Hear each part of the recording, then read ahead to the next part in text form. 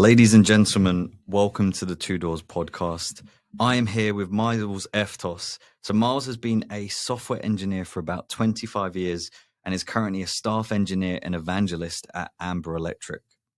He's very full stack, starting out as a front-end specialist, but proper front-end. We're talking HTML, CSS here, but is currently working on the other side of the wire, interfacing with solar and battery hardware. He's a home automation nerd and serial hobbyist and maker, playing with CNC, 3D printers, and microcontrollers. Welcome to the show, Myles. Thank you. It's good to be here. So how do you feel when you hear about this intro?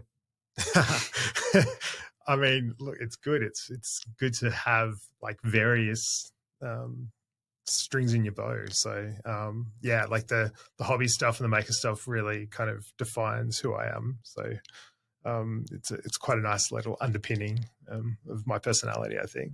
And it sounds like you're incorporating that in your job as well. So tell us a bit about Amber Electric, what you've been doing here. And yeah, absolutely. I've always said kind of Amber had a Miles-shaped hole that I managed to fill, which was nice. Yeah, so Amber does wholesale electricity pricing. The price changes every 5 minutes, and for normal humans, that would be too hard for them to run around the house turning on air conditioners and that sort of thing. So one of the cornerstones of our product offering is an automation platform called SmartShift. And I've been lucky enough for the last couple of years to be working pretty heavily on that. And that requires us to talk to batteries and solar inverters remotely, which we've got, 8,000 or 9,000 devices that we talk to every 5 minutes, which is quite a challenge, particularly when we're not talking directly to the hardware. We're going through the cloud providers. So there's multiple points of failure along that, which brings a bunch of challenges. And then, as software engineers, we're pretty good at software and understanding domains. But yeah, we've really had to lean into learning hardware and how the electricity grid works and all of those interactions so that we can kind of make sure things work. And it must be evolving as well, right? I'm always like, even one of the emerging roles report comes out that there's, even in the battery space, like there's new roles that are conceived, but then also regulations, I presume. Absolutely. So we're seeing, even in the last 12 months, there's been a bunch of regulations that have come through that have kind of turned a lot of the stuff we do on its head. And so we're trying to work that out, trying to work out how we can work around things really quickly so that we can sort of stay ahead of the market. Which makes it interesting, right? Like if energy's traditionally been quite a slow moving industry. And over the last 3 or 4 years, we've really seen it move really quickly. Yeah. I have as well. And it's fascinating to watch and just be on that journey. And like the way I see Amber is it's like one of the powerhouses in Melbourne. It's like up and coming, raising a lot more. And, yeah, absolutely. And so what are you enjoying most about your role? I'm lucky enough to have a really varied role. So at the moment, I'm working on the international team. So we've just recently signed a contract with an international, a UK-based energy retailer, selling them the automation platform. And so now we're trying to work out how we transfer that over to a completely different electricity market. Because I've done so much stuff around the company, working in the pricing area, working in the automation area, been in a really good position to be able to take that knowledge and work out where the gaps are and how we can kind of mold it. Luckily, the way that we do a lot of stuff, and I come from a big startup background. I've always worked in and around startups, and we're putting a real startup sort of lens on this work that we're doing. So everything is MVP. We've got to get 10 customers by February. You've got to work out what's the minimum amount of work we can do to get our product into a different market for 10 customers. So, some of that stuff is doing work properly. Other bits is gaffer tape. Other bits is Wizard of Oz and all of that sort of stuff. So, working within those constraints is really exciting. Yeah, I can imagine. You're just tinkering, you're exploring, but then providing a service. And I like how you adapt and even where your first intro, it's like talking about how did you go from like front end to what you do now? Is it, if you were to advise people on their career, like, is there any downfalls that you've had that, what could you share on that? So I think that's probably the first bit of advice I would give is to try to work out what sort of engineer you are. Not from are you a front end or a back end, but are you a jack of all trades or are you a specialist? I'm very much a jack of all trades. So I've always had a very surface interest in pretty much everything around computing. There's obviously bits that I'm probably better at than the other, but like I'd like to think that I could probably work out and understand most problems anywhere along the stack. And for the sort of jobs that I do and where I've placed myself in my career, that's been really useful because you can kind of just throw me at a thing and I'll kind of work out roughly what needs to happen to make it work. Will it be the best, most scalable thing? No, but that's not where I sit. So, work out whether you're the sort of person that is interested in just getting stuff done or whether you really want to drill down and be like that domain expert on that sort of individual thing. Both have value. And have value in different companies. So as I said, I'm a startup guy. Being able to do everything is kind of a prerequisite. But if you're working in a larger org, it might be worthwhile having that really deep knowledge of something else. That's great wisdom. And it's because it's what brings you fulfillment, right? Like, and this is what we're speaking about on last week's show. It's like actually finding what interests you and going for that rather than trying to do everything. But like, I find like what you said about, tinkering and going along. And so, I mean, if you were to talk to your younger self, because you've been in this for like many, like we're talking pre-AI. I mean, it's taken 6 minutes to talk about AI, but you're pre-AI, right? And you're on the hardware, you're doing all of this. Like, what would you advise them? What would you say to them? I mean, my motor made squealy noises when I first got into this, right? Like the job that I do now didn't exist when I started out. There's probably, I'm just trying to like think back of sort of pivotal moments throughout my career that's helped me get to where I am. And I think the biggest one is actually the ability to network and talk to people and know people. And this is hilarious in that I'm telling this to a recruiter, but like I've never really sat for an interview for a job. Right. I've always gotten jobs through someone's gone, oh, go talk to Myles, or I've spoken to someone, they've gone, hey, we've got this thing. And so like being known to people is really useful. And I know that's like quite daunting for a lot of people, but I'm not telling you to go like schmooze with people completely outside the industry. Like it could just be a matter of going to your local meetup and like talking to other nerds, right? Nerds love talking about nerd stuff, so it's actually not that difficult, right? And like putting yourself out there so people know who you are, because it's even if you are going through that traditional interview process, if people have heard of you or can see some work that you're known for, makes that decision, if it's a line ball, fall your way a little bit more.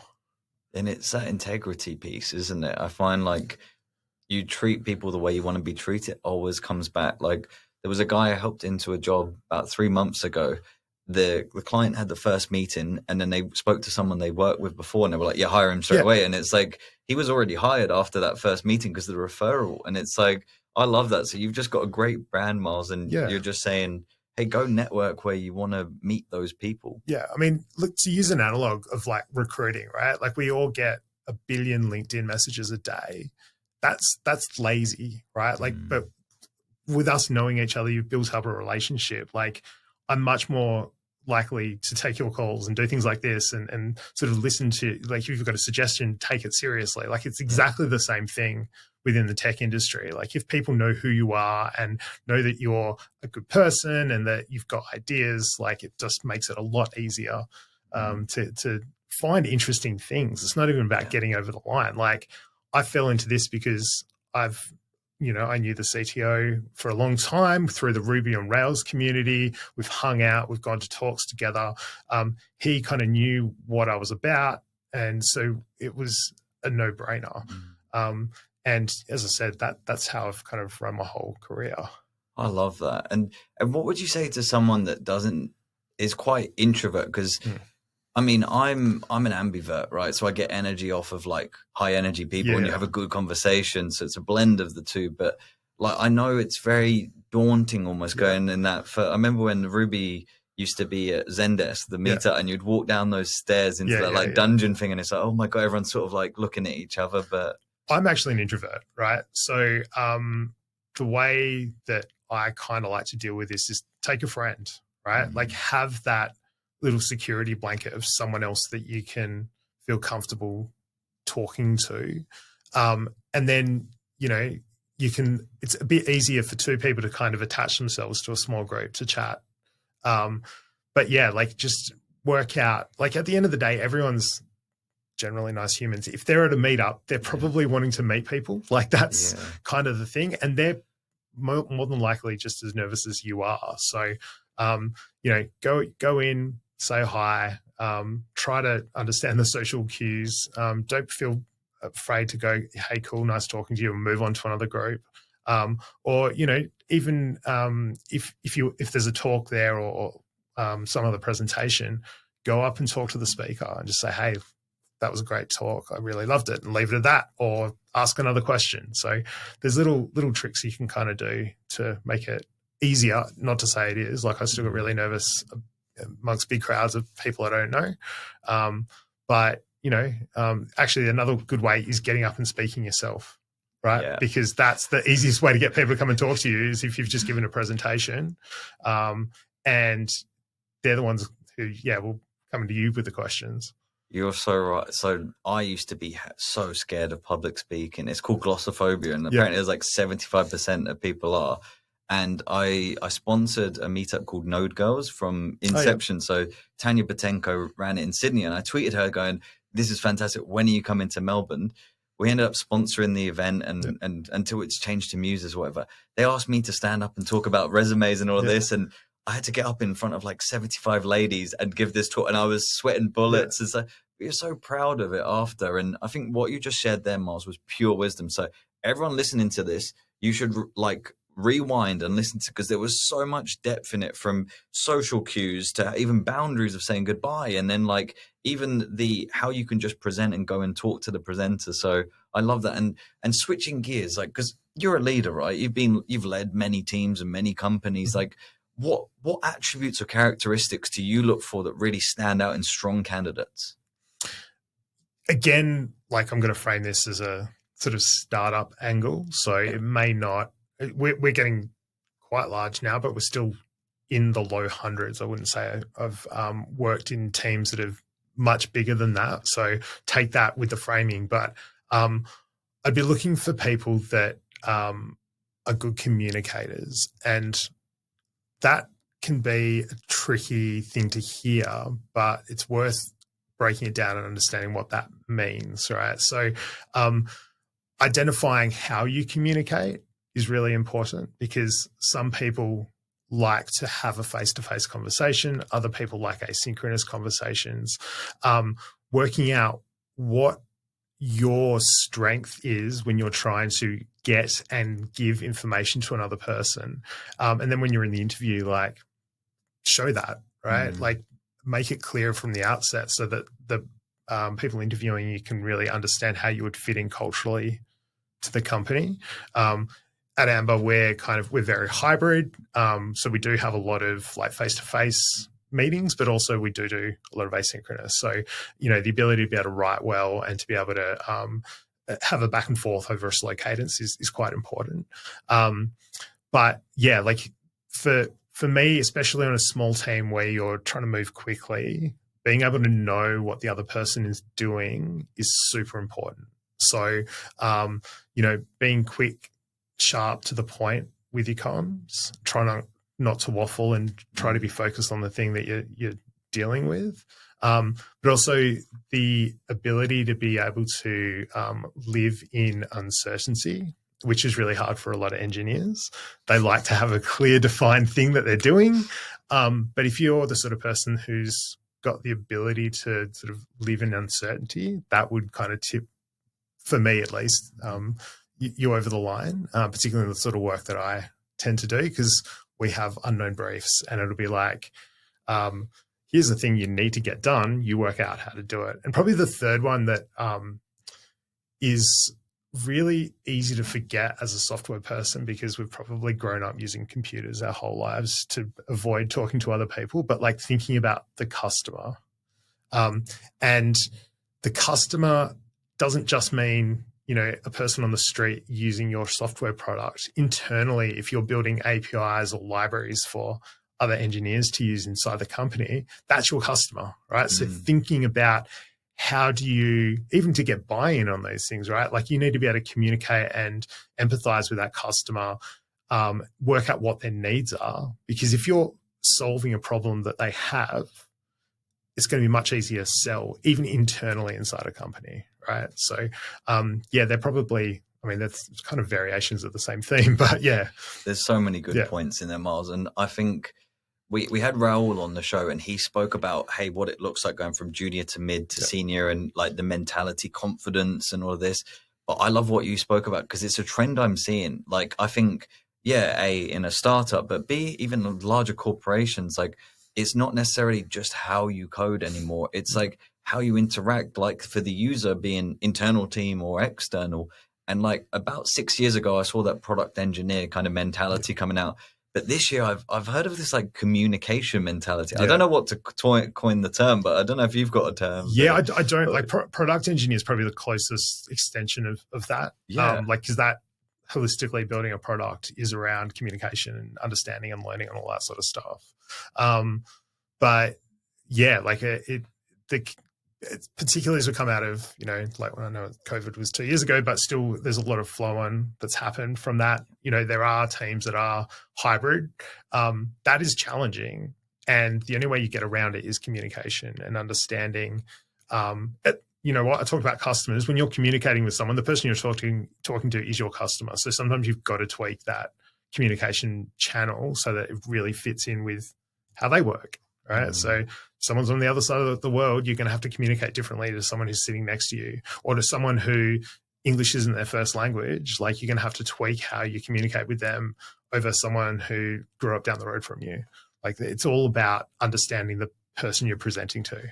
Yeah, it's so true. It's important knowing your audience, knowing who you're speaking to, and then just relating and connecting because leadership is high influence as well, but you're also helping curate those people around you. And how would you define leadership from your perspective?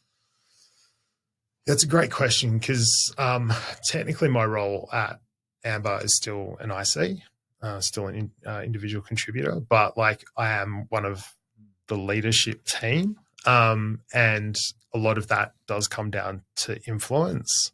And I think one really important part of that is to be able to show that you can do the thing you're asking the person to do. It's very easy, particularly as you get further and further up that ladder and you're further away from the thing, to sort of forget the roots and forget the problem that person's trying to solve and how they've gone about it. Particularly when you're talking with juniors and mids who are wanting that guidance on how to do something, they may take what you say as absolute gospel, when in reality it's kind of like a fuzzy, kind of half-baked idea that you've kind of thrown out between meetings. Like you've got to be really careful about understanding that audience and going, right, well, this is somebody who doesn't have all of this context, so maybe I can't just throw them a morsel. I do need to have a more fully formed thought. Whereas like a senior or another staff, I just go, hey, this thing here kind of, you deal with it, and knowing that they'll be able to interpret that in a way that is kind of roughly what I was thinking. But then the next step would be, when they don't, working out the best way to like mold that in the right way. So, I want to be very collaborative. Like I'm not saying my way of thinking is ever right. So it might be the seed. Let's talk it out. And like, I'm more than willing to admit that I'm either wrong or that you've come up with a different idea, or like practicing that to and fro with people is super important as well.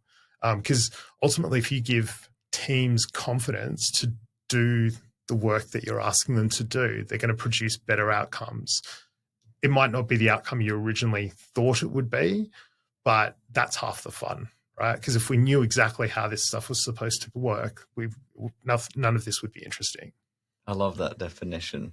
And it is, I was reading yesterday how it's like don't tell people what to do or how to do it necessarily. I can't remember I'm mucking it all up, but you know what I'm saying? Yeah. It's like they surprise you. And on that point, like, do you find that, because I definitely had it, the whole fear of failure. Like when you're more junior, you're not as confident, you don't necessarily know how you learn, let alone, do you see that as like a big trend that holds people back, that they're taking what you say verbatim because they're like, oh, I need to do that? Absolutely. Like there's very few people that work in industries where if they mess up the work, someone dies, right? Like we work in software, we have GitHub, you can roll things back, right? Like most companies have CI. If something breaks, 20 minutes later, it's reverted back to the previous version, right? So that's not a license to be a cowboy about things, but like you have that safety net. There's a technical safety net of like, if something happens that's not right, we just undo it, right? But beyond that, it's how leadership reacts to that incident that gives people psychological safety. Because yes, if you can roll back some code in 20 minutes, but you're getting chastised for it the entire time, that's not a safe place to work. One of the favorite things we actually have on our onboarding list, a checkbox, which is taking down production, as a bit of a joke, but we do make people tick it once they do it because we know that people are human. We put in a lot of safety checks to make sure stuff can't happen, but it does, right? And like having that as a bit of a joke on the onboarding list, like suggests to our employees that this is a safe place, right? Like we know you're going to do something wrong. That's okay. And we have good systems to fix the problem. But even the way that as a senior person you react to situations is a really big and important thing, right? Like, and there's no general rule because it's always different depending on who you're talking to, but like just really reassuring people that, hey, this isn't your fault. The system let this happen. We're big fans of doing incident reviews here. And it's always blameless. It's not about who stuffed up. It's like what broke down that let that thing happen. Because the flip side of that psychological safety is that whole creativity piece. If your engineers are working in fear of messing up, they're never going to think outside the box. They're never going to try and do something different. And that's where innovation comes from. So yeah, really important to play up on that psychological safety piece. So true. And then you have the smart creatives just in that environment and then flourishing. And I notice that you treat people like humans. Yes. Like we're, if you break down the word mistake, it's just mistake. You just missed a take. It's exactly. Like, it's not the end of the world. And I love that. And bringing this into land then, Myles, is there anything else that you would love to share or anything you want to say? Yeah, look, I think we've kind of covered a lot of the things that have helped me along in my career, but like just stay interested in things. If you have an interest in the crazy new database or messing around with Arduinos or learning how to 3D print or doing rock climbing, do you know what? The most interesting thing I find about people is finding out their nerd topic. Yes. Right. And we're in an industry full of nerds, right? They've probably got 10 of them. Don't be afraid of that, right? Like if you're super passionate about something, go and find out as much as you can about it, because you won't realize at the time, but later on down the track, you'll see elements from that which will be useful for what you're doing now, right? Like I got this job in a way because I used to play around with electronics when I was a kid, right? Like there wasn't one definitive moment in that, but like that whole thing has meant I've been able to think in a certain way, and now I can apply that knowledge. And there's probably tens of other things from different hobbies that I've gone, oh, that's how they do it over in that world. I wonder if this is applicable over here. So don't pigeonhole yourself into the thing you're doing. Don't pigeon yourself even just to technology. Like be interesting, have hobbies outside of that, and just, consume as much as you kind of can. I love that. That's pure wisdom, Bo. I've thoroughly enjoyed this conversation. So thank you very much, Myles. That was awesome, Myles.